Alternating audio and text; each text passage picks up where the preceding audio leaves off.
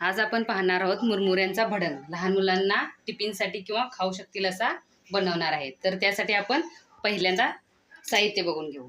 मीठ, तेल, जिरे, मोहरी, गरम मसाला, हिंग, लसूण, हळद, हिरवी मिरची तिखट असल्यामुळे कमी घेतली आहे, शेव, साखर, बडीशेप, कढीपत्ता, शेंगदाणे, आमचूर पावडर.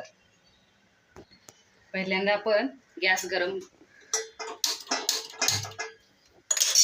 कढई गरम करत ठेवू. कढई गरम झाल्यानंतर चिरमुरे जेवढे आहेत त्या प्रमाणात तेल आपण घालू. तेल थोडेसे जास्त टाकायला हवे. तेल गरम झाल्यानंतर आपण शेंगदाणे तळून घेऊ.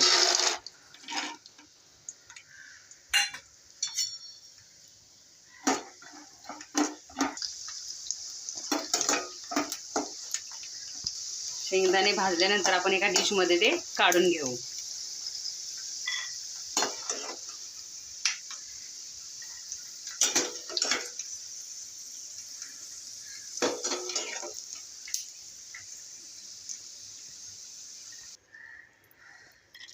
डिशमध्ये काढून घेतल्यानंतर राहिलेल्या तेलामध्ये आपल्याला फोडणी द्यायची आहे.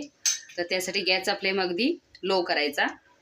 पहिल्यांदा आपल्याला जिरे 1.5 चमचा टाकायचा आहे.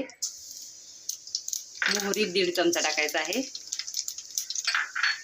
भरपूर असा कढीपत्ता टाकायचा आहे. त्याच्यामध्ये लसूण चेचून घेतलेला आहे, मिक्सरला न लावता.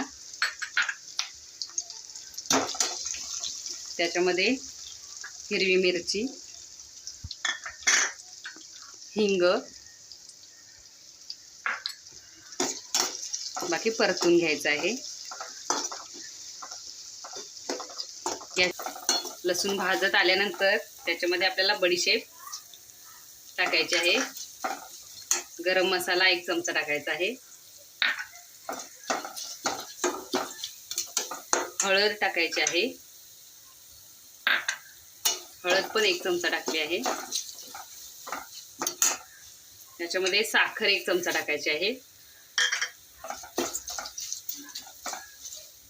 मीठ 1 चमचा टाकायचा आहे.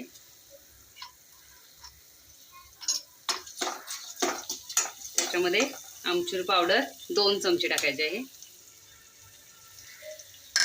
आणि हे मिक्स करून घ्यायचे.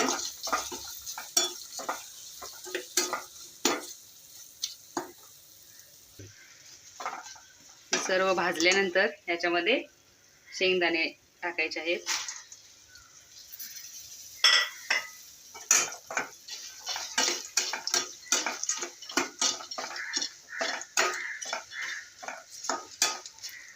गॅस बंद करायचा आहे.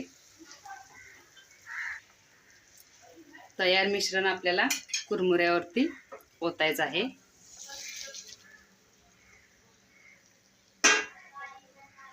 आणि मिक्स करून घ्यायचं आहे.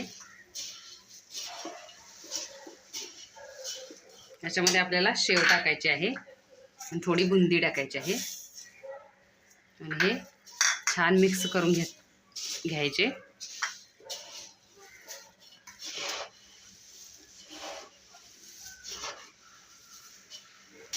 हा आपला तयार आहे कुरमुऱ्यांचा चिवडा. आपण एका डिशमध्ये काढून घेऊ. हा आपला तयार आहे कुरमुऱ्यांचा चिवडा.